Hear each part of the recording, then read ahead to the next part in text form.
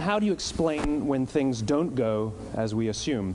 Or better, how do you explain when others are able to achieve things that seem to defy all of the assumptions? For example, why is Apple so innovative? Year after year after year after year, they're more innovative than all their competition. And yet, they're just a computer company. They're just like everyone else. They have the same access to the same talent, the same agencies, the same consultants, the same media.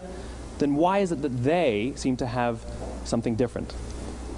Why is it that Martin Luther King led the civil rights movement?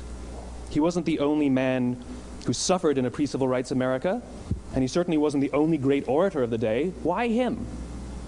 And why is it that the Wright brothers were able to figure out controlled powered manned flight when there were certainly other teams who were better qualified, better funded, and they didn't achieve powered manned flight, and the Wright brothers beat them to it?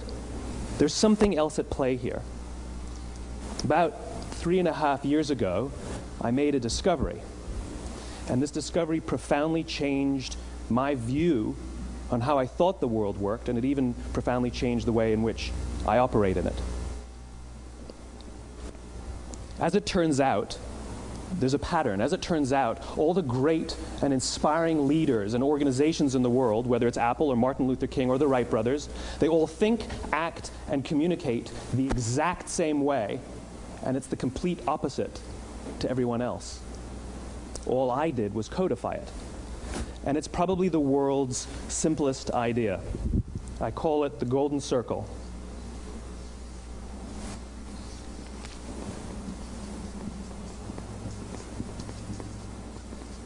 Why, how, what? This little idea explains why some organizations and some leaders are able to inspire where others aren't. Let me define the terms really quickly. Every single person, every single organization on the planet knows what they do 100%. Some know how they do it, whether you call it your differentiating value proposition or your proprietary process or your USP. But very, very few people or organizations know why they do what they do. And by why, I don't mean to make a profit. That's a result. It's always a result. By why, I mean what's your purpose? What's your cause? What's your belief? Why does your organization exist? Why do you get out of bed in the morning? And why should anyone care? Well, as a result, the way we think, the way we act, the way we communicate is from the outside in. It's obvious. We go from the clearest thing to the fuzziest thing. But the inspired leaders and the inspired organizations, regardless of their size, regardless of their industry, all think, act, and communicate from the inside out. Let me give you an example. I use Apple because they're easy to understand and everybody gets it.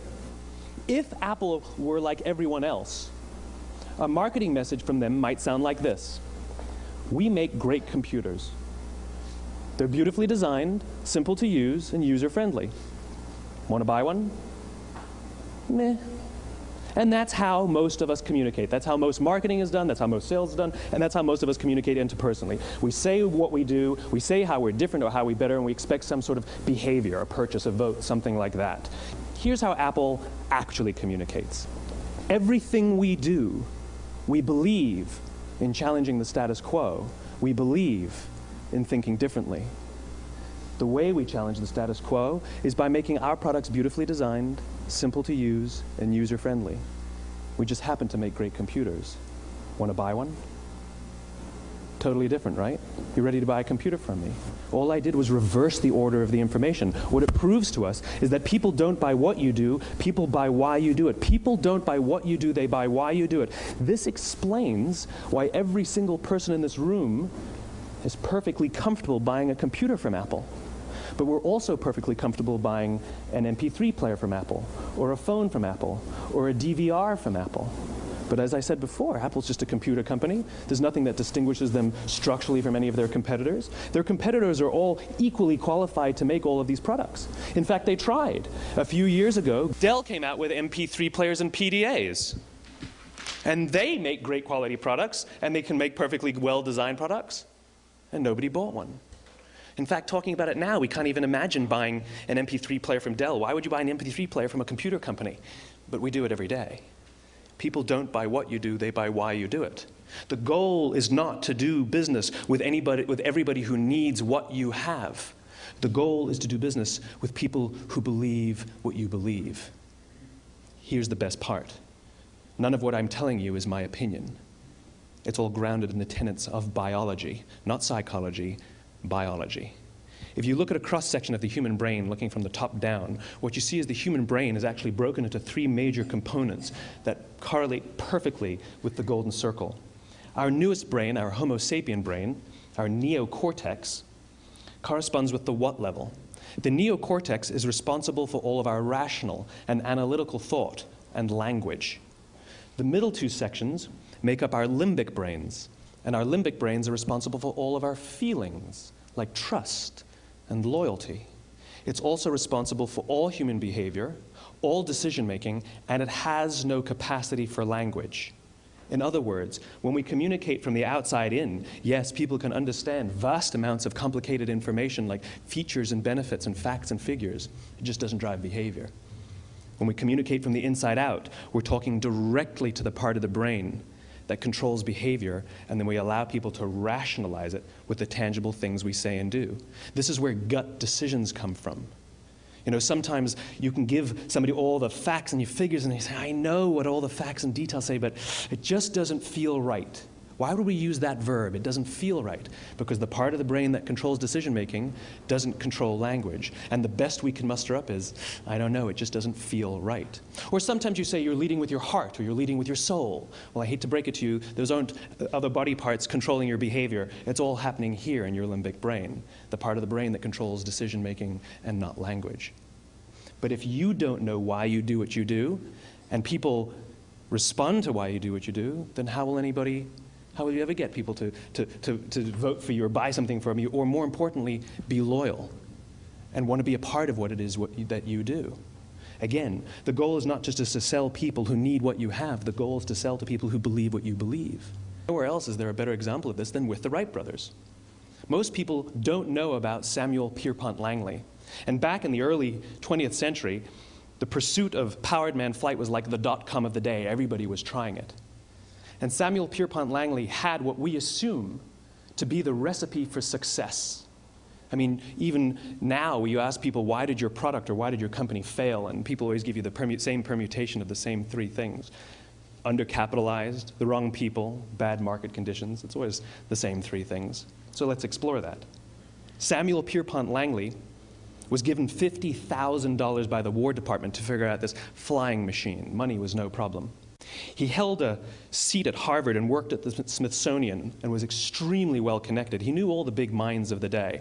He hired the best minds money could find, and the market conditions were fantastic. The New York Times followed him around everywhere, and everyone was rooting for Langley.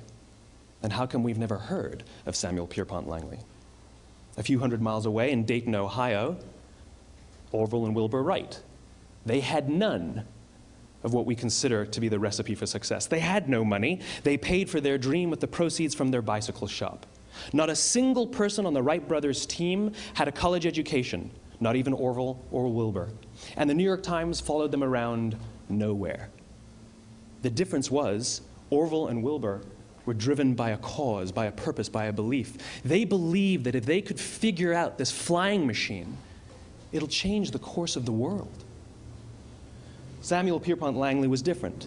He wanted to be rich, and he wanted to be famous. He was in pursuit of the result. He was in pursuit of the riches. And lo and behold, look what happened. The people who believed in the Wright brothers' dream worked with them with blood and sweat and tears. The others just worked for the paycheck. And they tell stories of how every time the Wright brothers went out, they would have to take 5 sets of parts because that's how many times they would crash before they came in for supper. And eventually, on December 17th, 1903, the Wright brothers took flight. And no one was there to even experience it. We found out about it a few days later. And further proof that Langley was motivated by the wrong thing, the day the Wright brothers took flight, he quit. He could have said, that's an amazing discovery, guys, now I will improve upon your technology. But he didn't. He wasn't first, he didn't get rich, he didn't get famous, so he quit. People don't buy what you do, they buy why you do it. And if you talk about what you believe, you will attract those who believe what you believe.